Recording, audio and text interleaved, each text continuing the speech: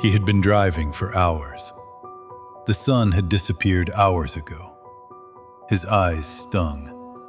The yellow lines on the road had become an endless loop, blurring in the beams of his headlights. Empty forest, endless asphalt.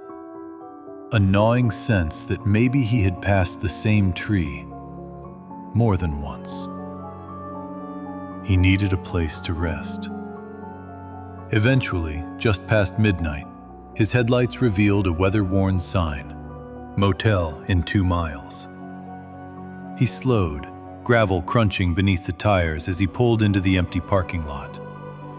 The building was old, 2 floors, faded paint. Only one window lit at the front office. Every other window dark, some cracked, some boarded. He stepped out. The air was cold and still. He entered the lobby. A middle-aged man in a wrinkled flannel shirt sat behind the counter. He looked up and smiled. "Quiet night. You're lucky. Only 1 or 2 other guests here. Take any room you like." He nodded, signed in, took the key. Room 12. The room smelled faintly of dust and old fabric. The mattress creaked as he sat down. Beige walls, a flickering lamp, a stained curtain barely covering the window. But it was warm and silent. He changed, got under the covers, and turned off the light. The minutes dragged by. His body was exhausted, but his mind wouldn't settle. Outside, a faint sound, far away, almost like shuffling. He held his breath, listened. It faded. Maybe someone in one of the other rooms. He exhaled slowly, pulled the blanket up to his chin. The room was quiet again. Still. His eyes drifted shut. He wasn't sure how long he had slept, but something woke him. A noise. Different this time. Wet. Sharp. A sound like crying. Muffled. Then gone.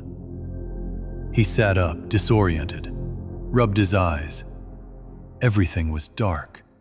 Just the weak glow of the streetlight filtering through the thin curtain. He strained to listen.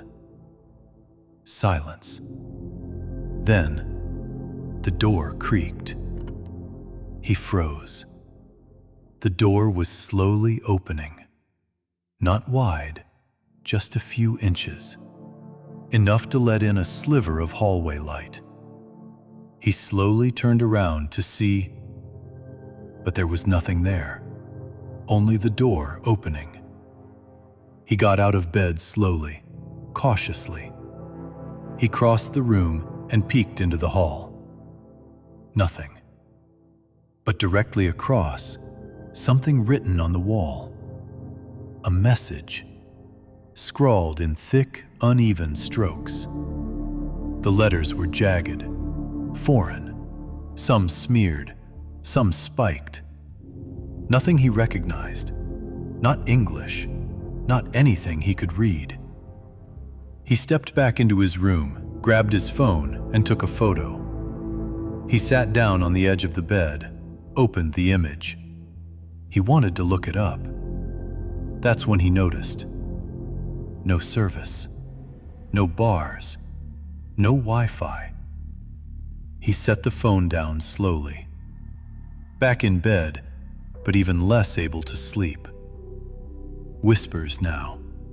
Not in his head. Outside the room. A knock. Then another. He waited, heart pounding. Another knock. Slower this time. More deliberate. He yelled, "Hey! Who is that?" There was no answer. He yelled again, "Hello?" The sounds were gone now. He decided he needed to find the receptionist. He put on his clothes, and hesitantly opened the door, looking to each side before stepping out into the hallway and jogging towards the lobby. But the lobby was empty. No one behind the desk, no phone, no computer, just an old register. A single key hung on the wall. His. He backed away. When he returned to his room, the door was wide open. The light was on, and his bed was messed up. That was it. He packed everything in seconds, bolted to his car, and drove. He didn't stop for miles. A couple of weeks passed. He had almost forgotten about the whole thing, chalked it up to exhaustion, stress, imagination. One evening, he met an old friend at a bar in town. They hadn't seen each other in ages. They had been talking for some time when his friend asked, "How did that trip went? You never said anything about it." He paused, then remembered. He leaned in. "Actually, I have to tell you about this really weird experience I had." He told him everything: the motel, the whispers, the message on the wall.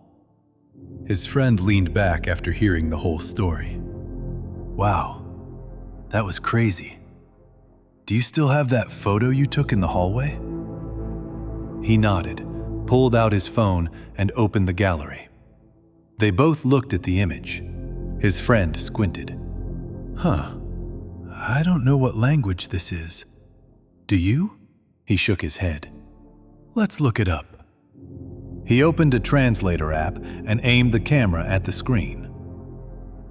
It took a second. Then the translation appeared. Both of them froze. The room suddenly got cold, and all the fear from the motel came crawling back as they saw what the text said. "Look behind you, in the corner of your room."